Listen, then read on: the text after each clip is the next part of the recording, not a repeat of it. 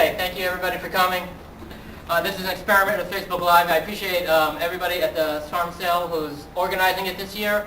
Avi Borgen, who helped arrange it, and all the CEO and all the very many people who are organizing it, and who the gentleman. What's your name? Ari Rossman. Ari Rossman, who set up the Facebook Live feed, which is great.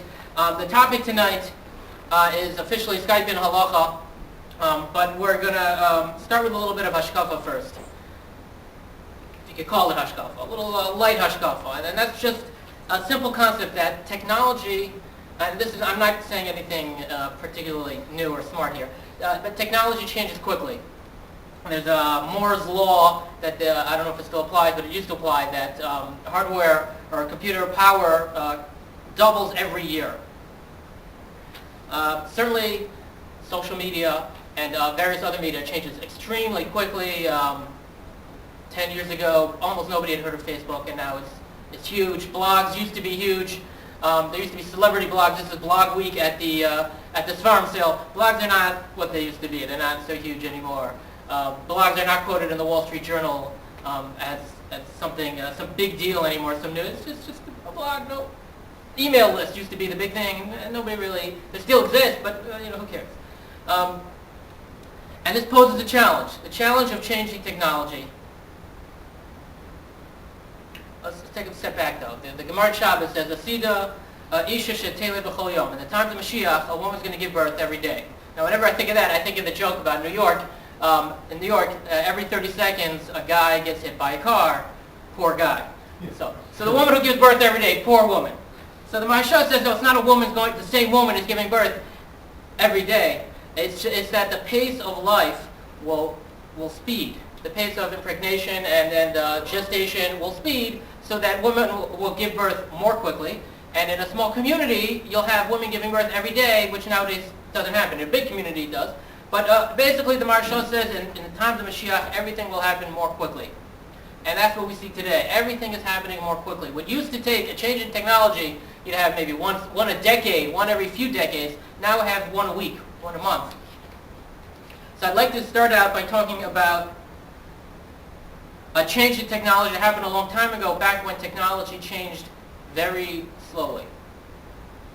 And my point is going to be that halacha does not keep up with technology. And that should not bother you, should not worry you. That's actually a good thing. There's a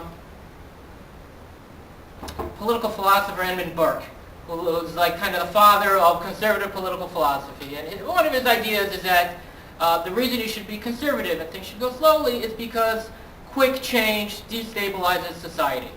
There's much more to it than that. He was opposed to the French Revolution because it totally destabilized, created chaos, people died left and right. He was not in favor of that revolution, the American Revolution he was in favor of, because quick change destabilizes society.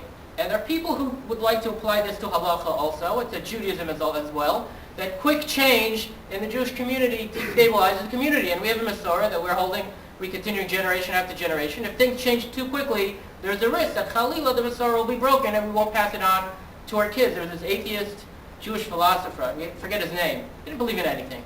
But he said he was against intermarriage for the simple reason that there have been Jews in his lineage for centuries and centuries. He doesn't want to be the last generation.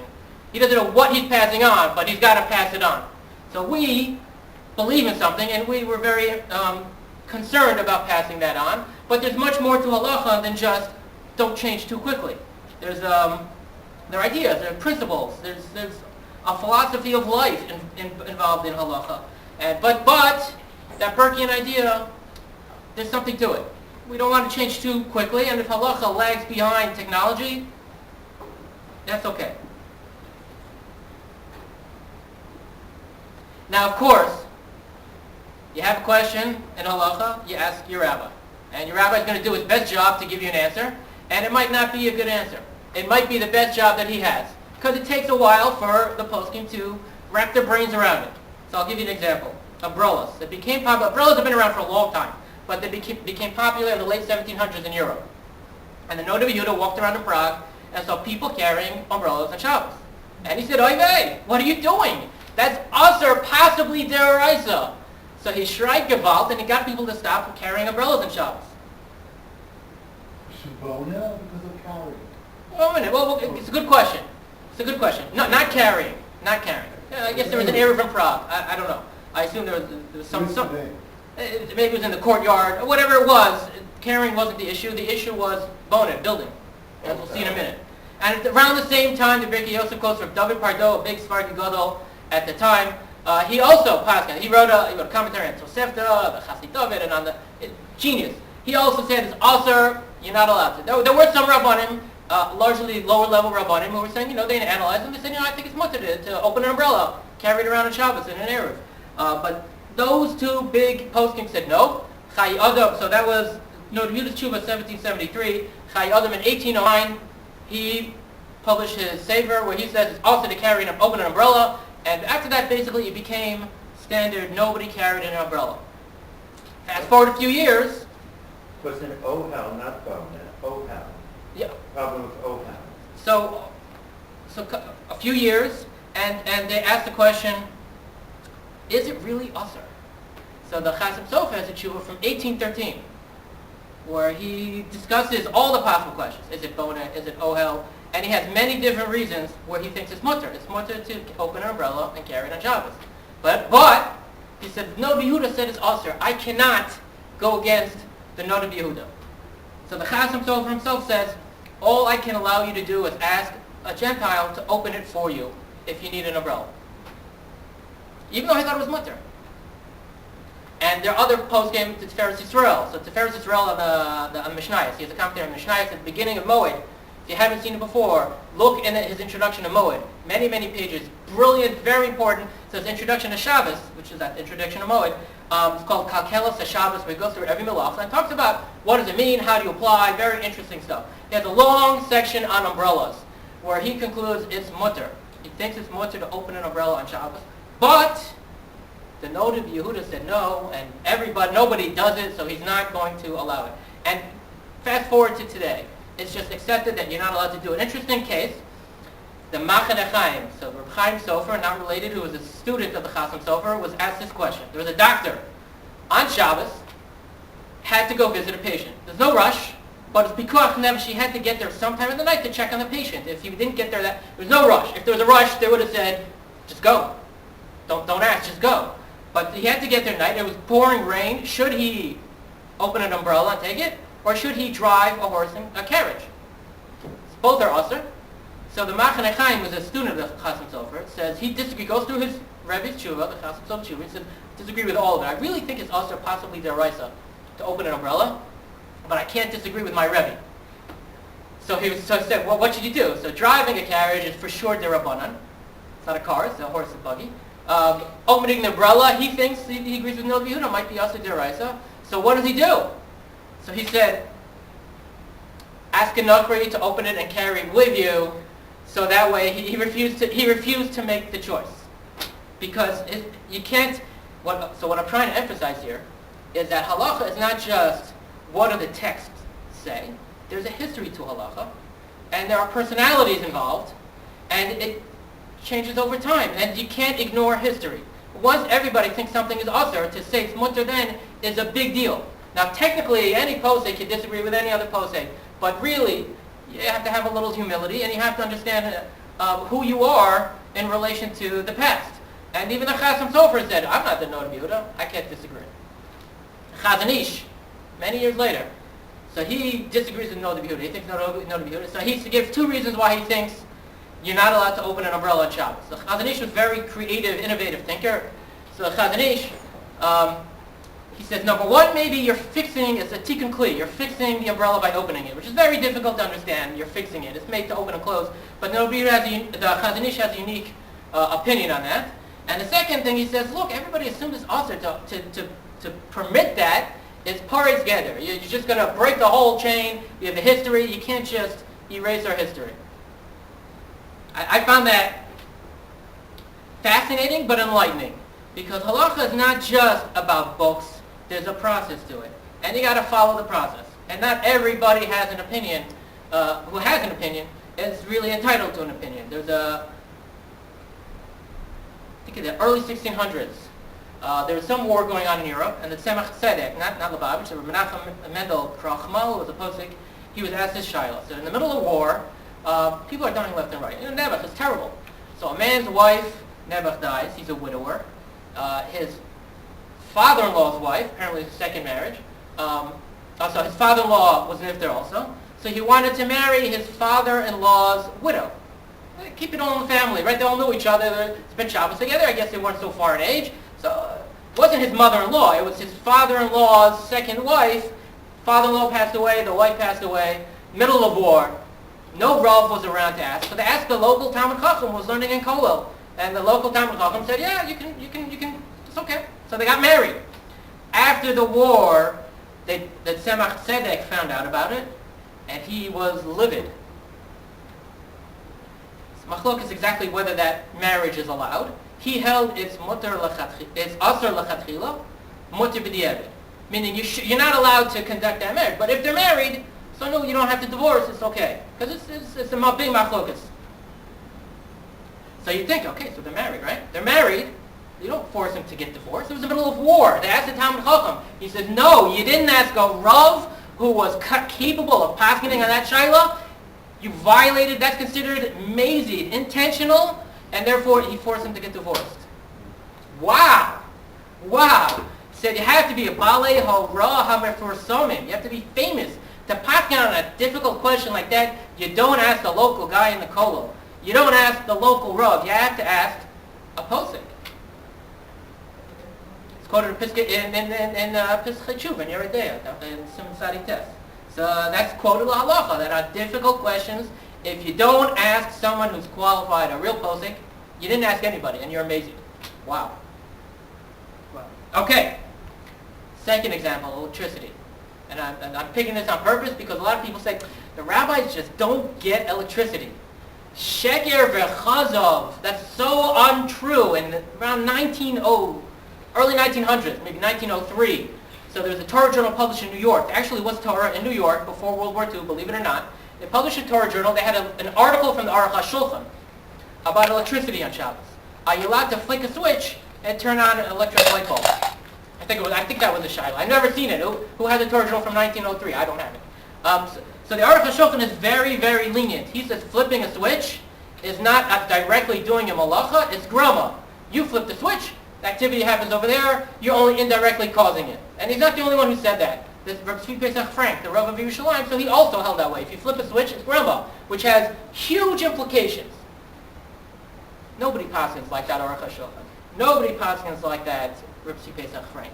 Because so many poskim have completely and utterly disagreed with that. But even more to the point, in 1903, the Aruch HaShulchan's explanation of electricity as fire going through the wires, so that same, I don't know if it's the same journal or the next issue, they had a rabbi who said, I talked to an engineer, that's not what electricity is. In 1903, they were getting advice from engineers about what this thing called electricity is. Certainly, in the 1930s and 1940s, in Yerushalayim, which was not really a first world city at that time, it was really a third world place there. So last time I was in there, I'll just tell you a brief story. Last time I was in Yerushalayim, I was completely jet lagged. My body was totally not following any normal clock. So Shabbos morning, I woke up like really early in the morning. I was staying in a hotel not far from the old city. I said, I'll catch the first minyan at the Kosel. I heard, thought it was Rav Avigdor Nebenzahl down there, so maybe I could catch Rav Avigdor Nebenzahl. So apparently I missed the first minyan, I got to the second minyan, I don't know what. So I'm walking back from davening Shachos and Musaf at the Kotel. And there's this old lady who cannot walk on her own being led by this little Yemenite kid who sees me and quickly runs away because he doesn't have to do it anymore. So she leans on me and I walk her she was going to a friend's house for Kiddush. And so to keep me interested, she's telling me all these interesting stories. She grew up in New York, she went to Columbia.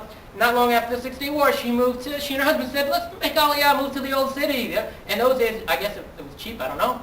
They could afford the real estate. They have a home that almost looks over the Kotel. I mean, it's literally steps away from the Kotel. She says she could not believe how difficult life was.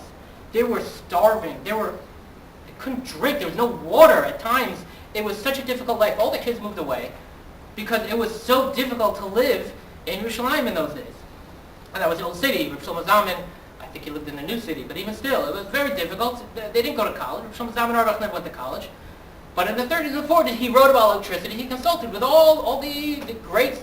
He talks about how he consulted with professors, and he wrote letters to them, and then he consulted with the Chazon Ish, and they had letters back and forth. I don't know if he ever actually met the Chazon Ish. Both in those times, going to Bnei Brak and Yerushalayim was a big deal. But their letters he exchanged with the Chazon Ish. They knew about electricity, and Rav Shlomo Zalman Auerbach has a whole sefer, Ma'orei Ha'ish, on the subject. Probably available on the Sfarim sale. It was recently reprinted. Fabulous. It was edited by an engineer who's a Talmud Chacham, so incredible footnotes, and in this end is a section written by the engineer who's a Talmud Chacham. In the 1970s, there were not one, there were two institutes established on Torah and technology in Eretz Yisrael. You have Somet, and then you had his competing one, I don't remember what it's called. What? Grandma. Somebody begun? I don't know. I don't remember the name right now. But two engineers, Talmidei Chachamim, huge Talmidei Chachamim, open institutes to explore what's allowed and what's not allowed with the advice of the poskim. They went to Rav Shlomo Zalman day in and day out. And they went to the other poskim as well. Or Vosner never went to college, but was well known. I have friends who are Rabbanim in major cities in Europe who knew when you had a technology shaila, you go to Rav Vosner because he knows what's going on.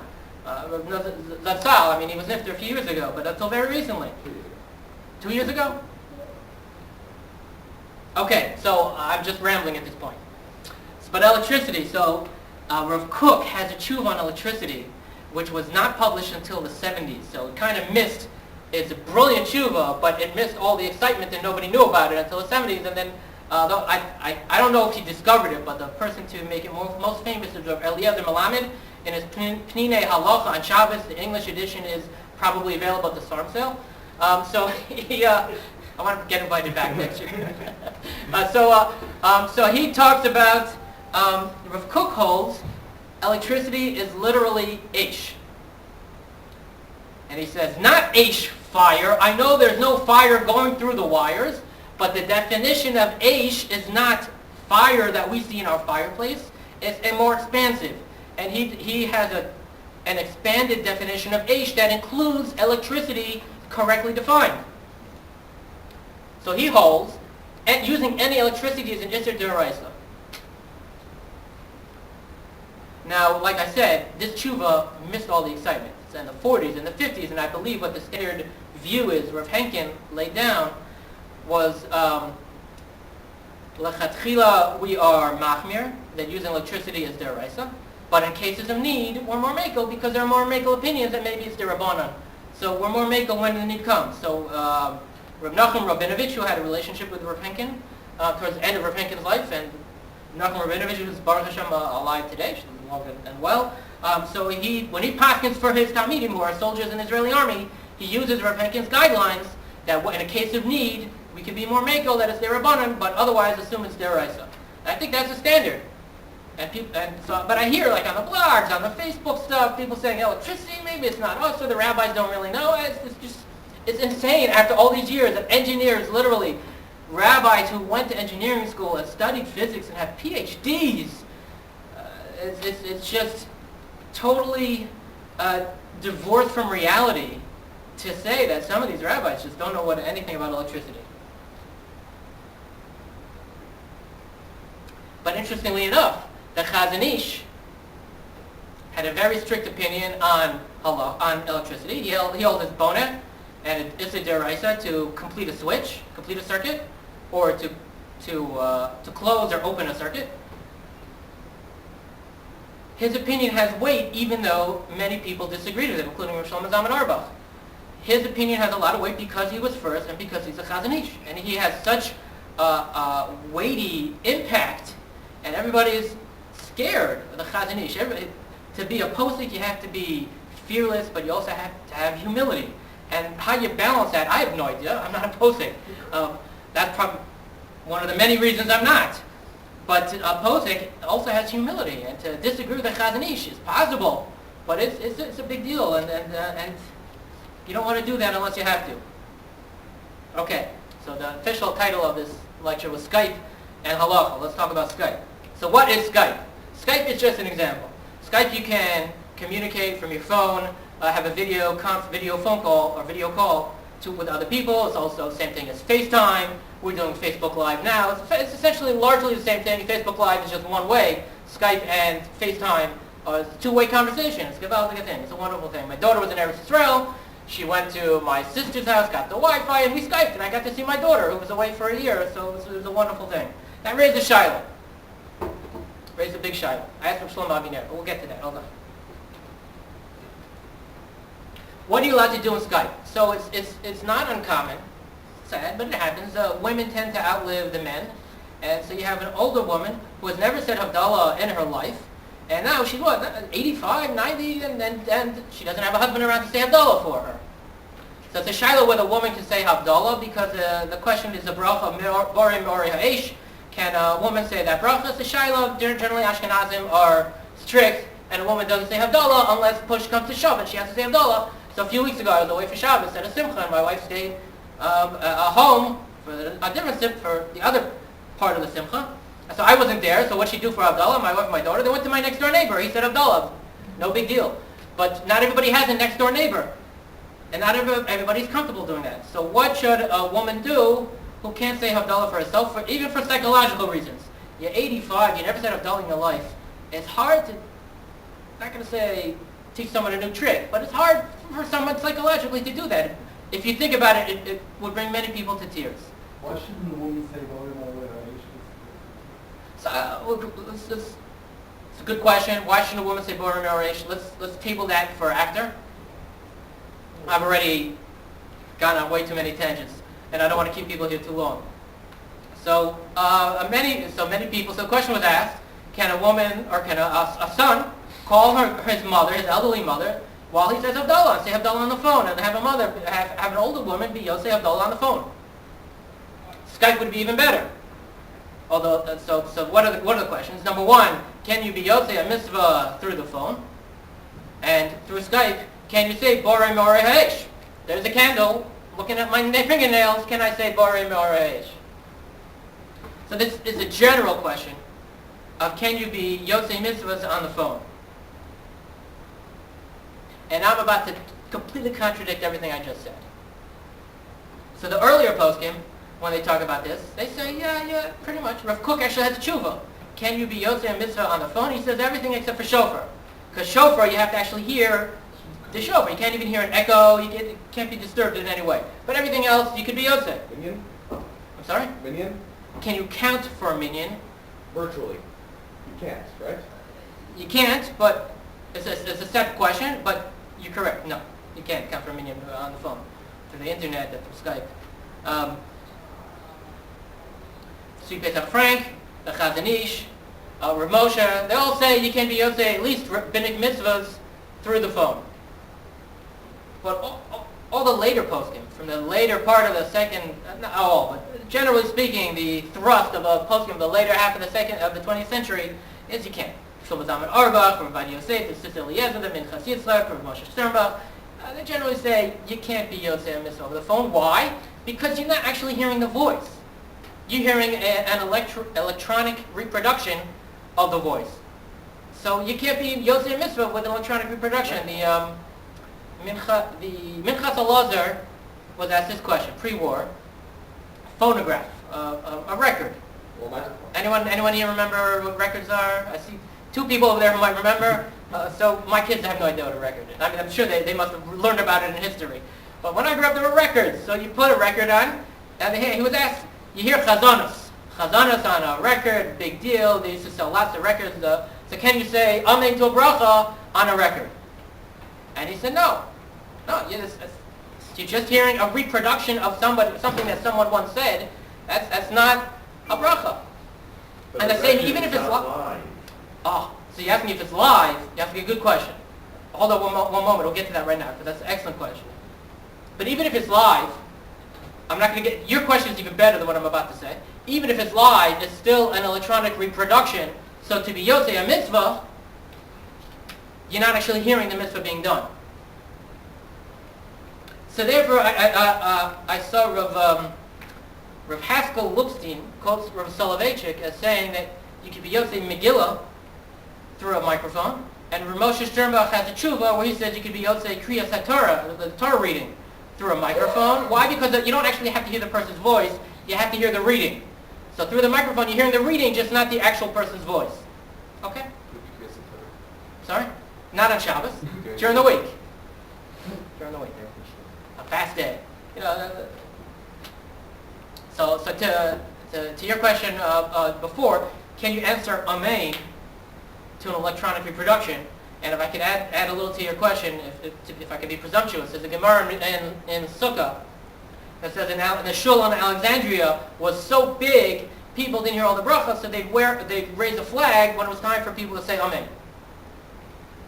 So clearly, as long as you know, or the way Tosfos says, if you know what bracha is being said, and you know when to say Amen, when the bracha ends, then you can say Amen. And that's what they did in the shul in Alexandria. So if you hear a live broadcast, you can say Amen. In theory, you know the bracha is being said. You know when it ends. You know what bracha it is. You can say Amen. And that's what Moshe Feinstein said. If you hear bracha on the telephone live, if you hear it on Facebook Live, if I say a bracha now, so according to Moshe Feinstein, you can say Amen. You should. You actually have to say Amen. But not everybody agrees with that. Shlomo Zalman Auerbach, again, says, in Alexandria, they were in the place where the bracha was being said. They knew it was being said. They knew what bracha was being said. It was just too big, they couldn't hear. So that is okay. If you're there, if you're not even there, says Shlomo Zalman, if you're not in the same place, you don't have to say Amen, and you shouldn't say Amen. It's just like hearing a record playing. It's on the radio. It's on the telephone. It's on Facebook Live. It's on Skype. It's not a real bracha that you're hearing. It's just an electronic reproduction, so don't say Amen.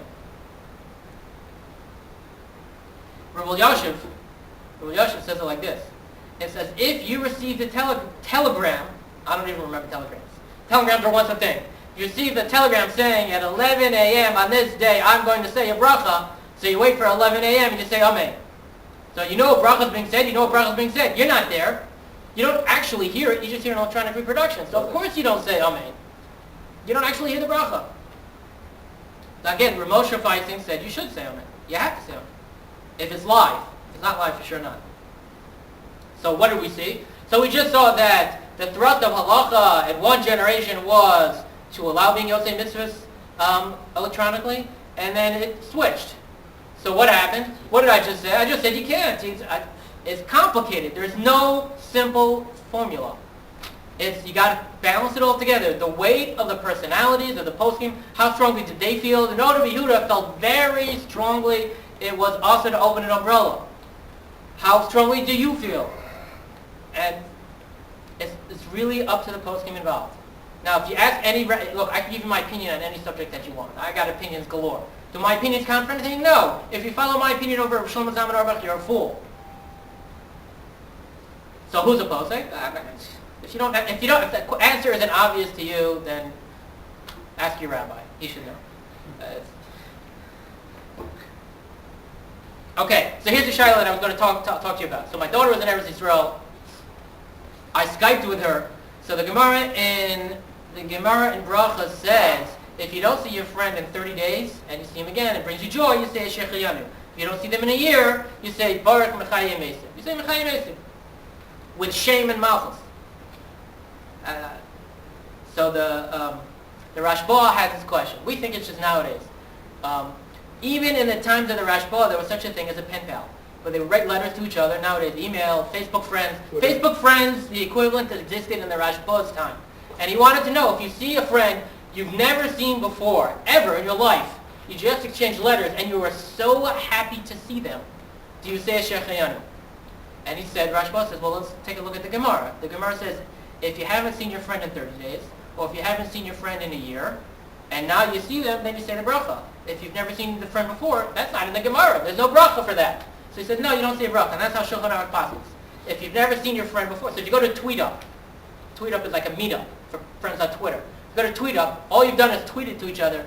So according to the Rashba and the Shulchan Aruch, you don't say a Shechayanu, because you've never met before. It's only when you meet again. Think about that for a minute. Think about what it says about virtual friendship and real friendship. Something there. Mr. Shem will come back to that. Minchas Elazar, Munkacher Rebbe, was a Rebbe in Munkach. He was known as a Charif. He had very strong opinions, which he expressed in very strong words. And apparently there was a retired Sephardic Rav in Yerushalayim, Rav Shlomo Alfandri, who was the Sephardic equivalent of the Minchas Elazar, who was also spreading his opinions widely on very controversial topics with strong words. And they exchanged letters. They became very, very friendly. So the Minchas Elazar came to Eretz Yisrael for the first time. He went straight to Yerushalayim, saw Rav Shlomo Alfandri, and all the Rabbanim were around, and he said, Shechayanu v'kiman, he said the bracha. And everybody's like, what? What? So if you ever seen this, there's a series of svarim called Mikroi Kodesh about Tzvi Pesach Frank's house in Yerushalayim, where every other person in Yerushalayim was a Gadol Hador. And they used to come in on Yom Tovim to spend time with Tzvi Pesach Frank, and they would just talk about the most interesting topics, the most interesting shilos around. So eventually someone wrote it up. It's called Mikroi Kodesh, and they bold every name of everybody involved. And you sit, you're like, wow, to be in that house. Apparently, before you got in, they had to check your credentials, make sure you're a Gadol Hador before they let you in. So they asked Rav Tzvi, so there's a tshuva from Rav Tzvi Pesach Frank to Rav Yitzhak Nissin, the Sephardic chief rabbi of Israel, about the Minchas Elazar saying a bracha of Shechenu when it's just, that was a hak. In Yerushalayim in those days, that was a hak. He said a Shechenu, how could he do it? So Rav Tzvi Pesach Frank says, if you look at the Gemara carefully, like the Rashba said, the Gemara talks about if you see a friend again after 30 days or again after a year, if you've never seen the friend before, the Gemara doesn't talk about it. So maybe you do say bracha. So that's his limud chus, his attempt to justify or rationalize the Minchas Elazar's Shechayanu on saying Rav Shlomo Alfandri. I don't recommend using it. So if you go to tweet up the first time, I recommend not saying a Shechayanu. If you go to Facebook, I don't know what it's called if Facebook people actually meet in real life, but maybe they never do. I don't know. So you first time you don't say a Shechayanu. Second time, if you really feel a lot of joy, you should. But interesting caveat. There's a halacha, the Birkei Yosef quotes a halacha which is widely accepted that say Mechayim Mesim if you haven't seen a friend in a year because it's as if they're resurrected from the dead. So you haven't heard heads or tails from them in a year. You haven't really thought about them, not in any real way. So it's as if they're resurrected. But if you did hear news about them, if you had a little, this kid got engaged, he made a bar mitzvah, you heard some news, or you got a letter, so then you don't say Mechayim Mesim, just a Shechayanu. You don't say that. You don't say Mechayim Mesim. If you hear news about your friend within the year. Mishnah Berurah takes it one step further, says if you've heard news about your friend within 30 days, you don't say a Shechayanu either. Which would mean, if you've emailed them, if you've read their tweets, read their Facebook posts, if you've chatted with them, if you've IM'd them, if you've text messaged them, if you've anything, any connection whatsoever, something's beeping here, any connection whatsoever, so you don't say, according to the Mishnah Berurah, Shechayanu. So to tweet up, of course you don't say Shechayanu, because you've tweeted with everybody. However, Rav Ovadia Yosef says, I don't understand, that doesn't make sense. He thinks it's wrong. The whole reason not to say Mechayim Mesim is because as if they're resurrected from the dead. The whole reason to say Shechayanu is because you're ecstatic to see your friend. The fact that you heard news about it shouldn't matter whatsoever. And other poskim say, I saw somewhere, I don't remember where, he thinks it's just a typo in the Mishnah Berurah, and really that little note was supposed to refer to Mechayim Mesim and not to Shechayanu. So the later poskim are just confused about this Mishnah Berurah. So la halacha. So I asked Rav Shlomo Aviner the following. I had Skyped with my daughter when she was in Eretz Yisrael. I talked with her on a cell phone. So when I get to, I'm sorry to embarrass my daughter. So when I went to visit her at one point during the year. So when I see her, should I say a Shechayanu or not? Because I've Skyped with her.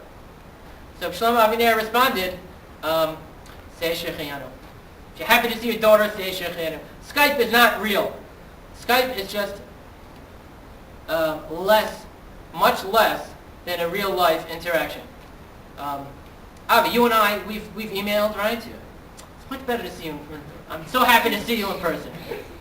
I can't say Shechayanu, but I'm happy to see you in person. It's much different.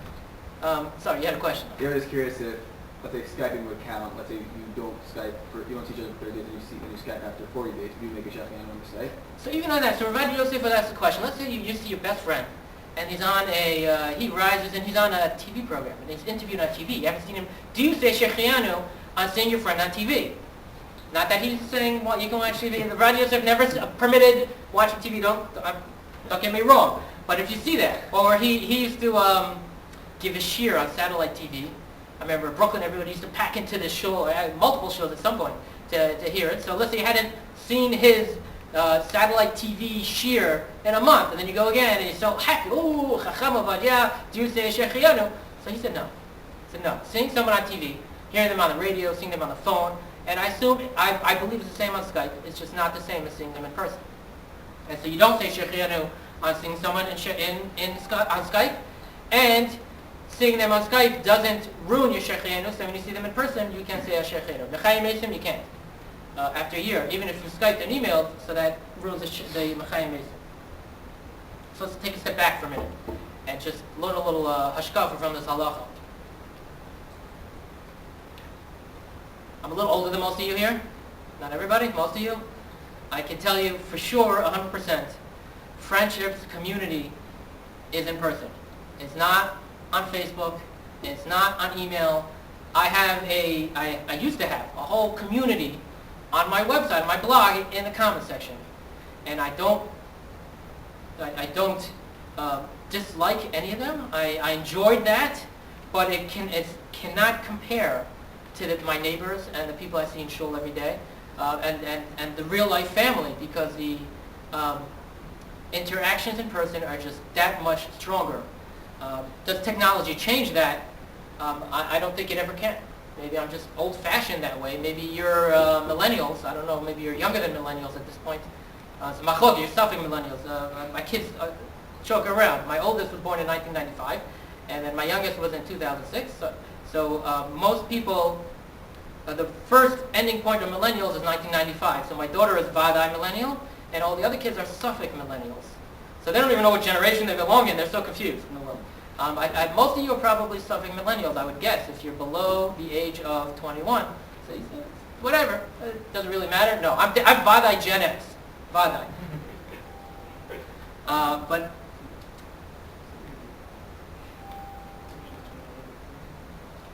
so, any questions? Yes. I think it's important also to point out the idea of, like, you use the word ecstatic, because otherwise, the idea that you have lots of friends and you're happy to see them. Let's say you go to a wedding and there's a load of people you haven't seen in over 30 days. You're going to go around everyone you see Shafi and make a Shafi. We don't hear, at least I haven't heard of it. So that's a good point. Let me tell you something even funny. You'll appreciate this. What the gentleman just said is you have to have real joy. You don't just say Shechianu on every person. And when you see a lot of people, maybe you should just say one Shechianu and not, if you go to a wedding, you see all your buddies from high school. So you should only make one Shechianu and not on everybody. But even more than that. So the minute, who says Shechianu really? No, who does that? Not even when you see two Gedolim together? So sometimes, when you see two Gedolim together, I don't know if Shechianu is the right bracha. There's a bracha of Shecholak Mechachmaso Livsar Adam. So that's when you say on Gedolei Torah. But even when you see your best friend, I haven't seen, some of my friends, you get to my age, and you don't see your friends too often. Some of my closest friends. So the Ramah already points out that this bracha Shechianu is a rishus. It's an option. You're allowed to say the bracha. It's not a chova. You're not obligated to say it. Which is why probably the poskim say most people don't say it nowadays. The Nimukei Orei Chaim. Who wrote the Nimukei Orei Chaim? Anybody? The Minchas Elazar wrote it. So the Minchas Elazar himself writes the minhag is not to say Shechianu. But he said Shechianu, right? So he was so overjoyed. So fine. So even though you don't normally say Shechianu, even if you're right and you're safe, you don't say Shechianu. So sometimes you can really be overjoyed to see a friend. And then the right thing to do is maybe you don't say the Shem of Malchus, but to say Shechianu, to thank Hashem that you had this opportunity once again to see this great friend that makes you so happy. Not all my friends make me equally happy, but some of them really do bring you a lot of joy to see. And at that point in time, so when Yosef and Yaakov Avinu were reunited, they were saying Shema, right? Why did they say Shema? Because what do you do when you when you're reunited, and you thank Hashem for that. And that's what Shechianu really is about. It's saying Shema, just like Yaakov and Yosef. It's thanking Hashem for bringing you to this time where you can be reunited with your great friends. And I think that's a wonderful thing to do. Maybe now with Shem and Machos, depending on how you feel. So thank you very much. I've kept you all long, so I appreciate everybody who came. Have a good evening. Go to the farm still, buy some books.